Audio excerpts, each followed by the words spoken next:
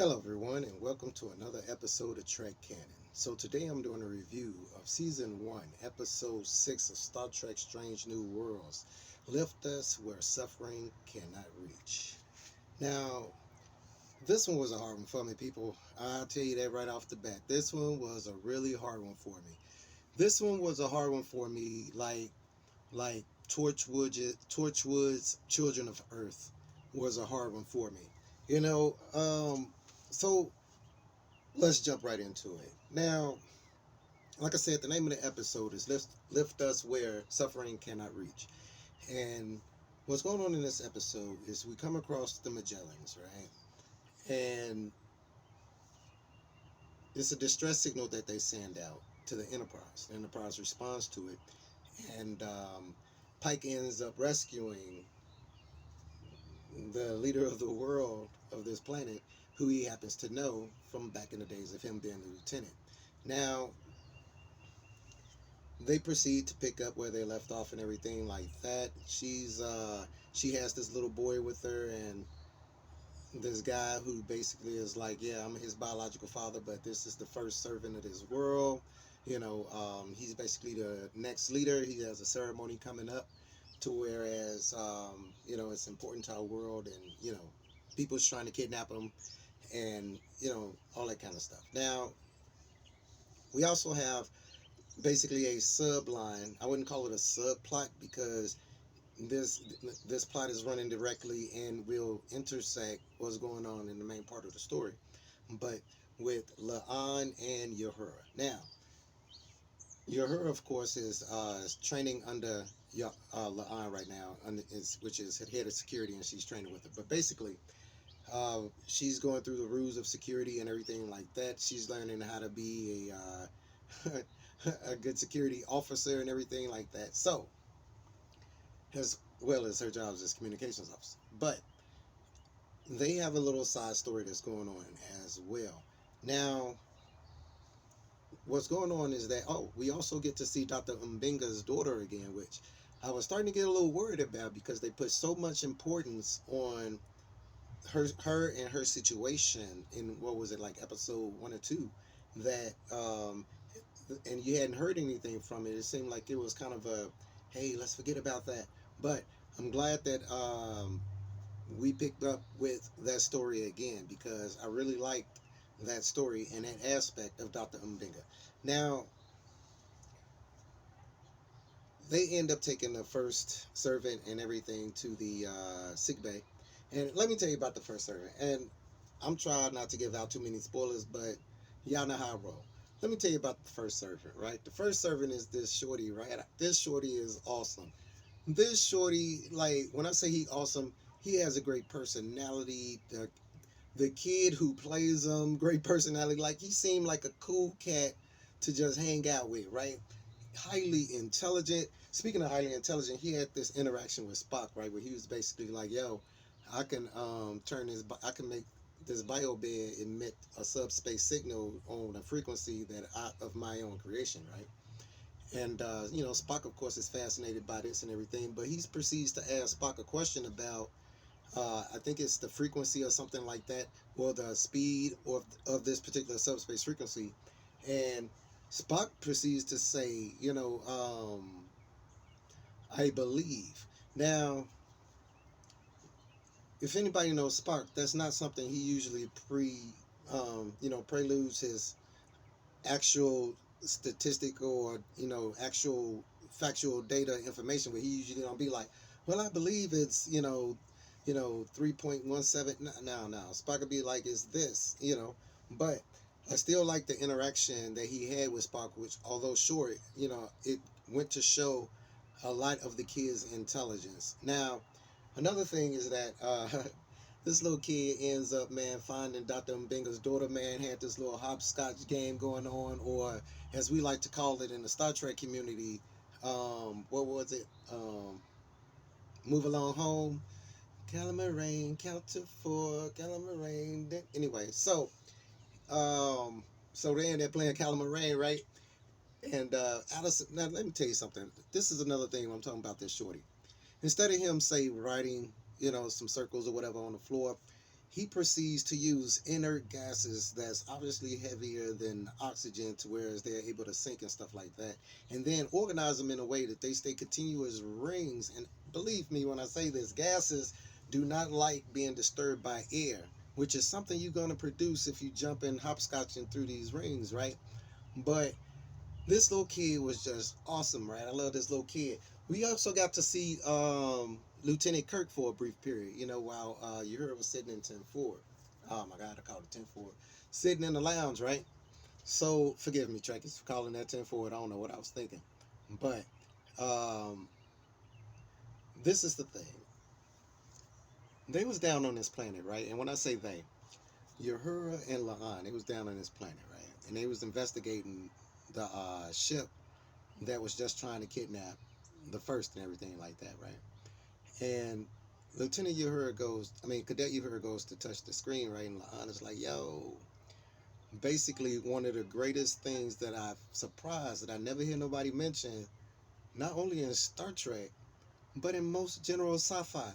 You have a literal scanning device in your hand that not only is way better at scanning things and picking up minute details and all that stuff than your finger textiles is, right? But it's also a safer way of interacting with alien items, things that haven't been through quarantine, things you don't know anything about. You have this, you know what I'm saying? Use it, you know what I'm saying? So that was really nice how they added that in there. But it threw me off when La'an was like, yo, this is a Klingon ship. Klingon ships explode. They have a thing where they could explode when you touch them and stuff like that. And I was thinking to myself, hold up. Is she calling this vessel that they're on right now Klingon? So I was hung up on that for about a good minute and a half, right? But I think she was just saying, hey, for example, this could happen, or something like that. But then it goes to ask, right? What's the relationship between the Klingons and Starfleet right around this time? I would think that it's still the Cold War thing going. Anyway, side note. But anyway, so we get back to what I like to call the reverse application of the Prime Directive. Now, Dr. Mbinga's daughter, right? Well, Dr. Mbinga notices that they have technology. This little kid the first servant has these neurological implants that correct for biological issues, right? On a subatomic level. And so this he figured that this application can be used with his daughter, but this particular species, the Magellans, they had a system basically like the Prime Directive. Hey, we don't share our medical technology or technology as a whole with anybody who's not Magellan, And it was interesting to see the reverse application of the Prime Directive to Starfleet, and everything like that. But they handled it, I think they handled it well. They wasn't trying to scan the technology secretively or do anything that would violate that interaction or the rules that was applied to them. Now, the thing is, we find out that hey, it might be some in-house spies going on, man, on the tip of the Royal Guard. Royal Guard, is it me or do you guys think the Royal Guard need a little bit more training? Like, I think that Royal Guard, those Magellan Guards need a little bit more training because they not the. I don't want them guarding me. I don't think they're the best guards in the world. I don't think they should be guarding me. Nothing that I have. None of that. They should just. They wasn't the best at guarding. They wasn't the best at fight. They wasn't the best at running across the slide and flow. They should have had on better shoes. Like, they was in the, like, come on, y'all. Y'all seen that. Come on. Come on. But anyway, they find out, man, that that one of the Royal Guards is a spy, man, and all of this, and kind of find out that they didn't transported the people off of the transporter pads of the Enterprise. And what I'm talking about, people, I'm talking about the doctor slash first servant's father and first servant.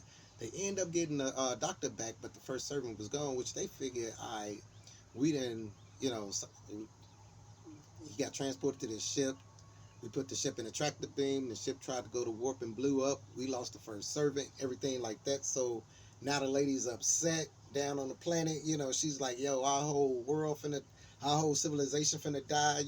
Magellan says, we all over lava. We gonna fall into the, she's like, look, it's the end of our culture, man. I don't want to talk to you no more. Peace. So Pike is basically, Pike runs across Spock, and Spock's like, yo, this kid told me about this subspace signal, and I decided to take a look at it, and we picking it up on the ship. So he's like, what? So Pike and Spock go looking around the ship, and they find this shorty inside this container. The shorty had sent this signal, a distress signal, using the inside circuitry of this container. So when I say this shorty is awesome, he's an awesome little shorty. And then what he told Dr. Mbenga's daughter was just so cute. I'm sorry to get you in trouble. And I thought, like, for him to be so intelligent, you would think he would be, real arrogant, or, real, nah, man, shorty was all right. So anyway, what ends up happening is that, sorry about that, people, some noise that had started to come in the background, and I ain't wanted to mess up what was going on. But anyway, like I was saying, this little shorty smooth. So basically, they end up beaming, and when I say they, Captain Pike and this little shorty, they end up beaming down to the planet. They arrest the doctor because they find Uhura through translation of these tapes. Basically, long story short, finds out that the aliens that these people say were aliens that was trying to kidnap the first servant are actually a colony of people from this planet. They're a colony of Magellans, right? And so what was going on is that this doctor guy slash dad was basically like, yo, this is my son. I can't allow this to happen. I can't allow this ceremony to happen. My dad hormones kicked in, and I gotta try to do everything to save him. Now, as he's telling number one this, right? Number one now is like, yo, I'm on the bridge. I got to get in touch with Pike. They can't get in touch with Pike because of some weird ionization that's going on in Magellan atmosphere. So they can't get a transporter lock. None of this. So Pike is down here, man. They got this big old ceremony going on, man. This little shorty and everything, man. And they talking. He's standing next to a girl, and she telling him how, like, they rejoice in this dude, and how like this, this dude is sacred, and la and everything. And so Pike is sitting here like, yo, something don't seem right? So they go to walk him down to what was called an ascension, all right? And since Pike was instrumental in saving his life, which in IE saved their world, the elders of this planet basically was like, you're the only outsider that we will or have allowed to see the ceremony, right? So they lead Shorty down, man, to this like cave, man, with all these like lights or whatever. I wouldn't call them lights, man. I wouldn't call them neons, but it like fiber optic type looking things, man. And as Shorty's standing there, man, Shorty, he's talking about like how he's privileged, and she asked him if he does this willingly and all this stuff and la, and Pike, Pike is still looking like, hold up, what's going on with this, right? Some a little sketchy with this, right? So as they talking to Shorty, some other people come carrying, I call them pallbearers, right? They come walking past with this covered up little body, right? Which obviously freaks out Shorty. Now, we don't know what it is just yet, but Shorty sees it, and he's obviously, oh man, he's obviously terrified, you know what I'm saying? But he's trying to keep his composure. So, because he's like, yo, I'm finna save my world, he's on that tip. So, Pike is, he gets stopped from going to see what's going on, but the lady's like, yo, he's allowed to come see it, let him come and see. So the guards let him pass, man, and he go out there, man, he take off this thing, man, and it's this decayed, decrepit, man, just worn husk of the prior first servant, which turns out to be this little, a shorty. And so Pike like, yo, and by this time, Shorty is sitting in his seat, man, and he didn't get latched in. And Pike like, nah, we ain't finna have none of this. So of course he gotta start fighting. Man, we ain't finna do this to no kids, man. So he starts fighting, right? Eventually, one of the guards up there steps ends up, man, side swiping him with the staff. He gets knocked out. All these fiber optics hooked up to Shorty, you know what I'm saying? And he just goes out of it. Now Pike wakes up, man, inside the room, man, with the chick, room guard and everything like that. And he's basically like, look, I'm going to get Shorty. And she's like, if you take him out of the thing, he's going to die instantly. You know what I'm saying? So Pike asked him, hey, is he suffering? Well, yeah, he's suffering. And there was an interesting rebut, but what I'm surprised of is that during this time in the in Earth's history, during Pike's you know moment in time, Earth is paradise, right? There shouldn't be any of that stuff that this lady mentioned in rebut to what Pike is trying to tell her about, hey man, you can't be having no suffering of kids. But I do understand her perspective as it applies now.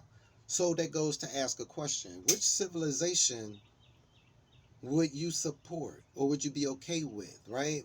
Would you be okay with the suffering of many, or to no benefit, with no rejoicing, no acknowledgement, like she was saying, or the suffering of one where it is obvious what that one is suffering for, and as a result these people, or the civilization reveres that person. You know what I mean? Like, that is an interesting dynamic. But I still take Pike's side. Either dynamic is terrible. And that's, and I was thinking of this, man, and I'm like, hold up. This is why this episode messed with me. And then the whole little situation that just went on down in Valdez, Texas, like, just this whole episode. But overall, this episode was great. This episode was one of those episodes that was great in the essence of, it makes you think. It really had heart, and it really pulled at the strings of your soul. You know, so it was hard for me, people. It was hard for me. But I so recommend this episode as well. Very, very well done. Very, very well written. I wouldn't be surprised if this episode was nominated for some type of award. You know what I mean? Like, but it was still hard, people. So, how did you guys like the episode? What did you guys think? Star Trek Strange New Worlds. Look, if I was to rate the top, episode 1 through 6 off of any other series, including my favorite series, Deep Space Nine, just from episodes 1 through 6 of season 1 of each series, Star Trek: The Next Generation, Voyager, all of those. Just the first 6 episodes compared to the first 6 episodes of Strange New Worlds. Strange New Worlds, hands down, is kicking butt, way above the rest. What do you guys think? Leave it in the comments. Please subscribe to the channel if you haven't. Ring the bell for any future content. And as always, peace, recycle, and say the wells. And save first serving too, man. Because we got to come back for Shorty. You guys be cool.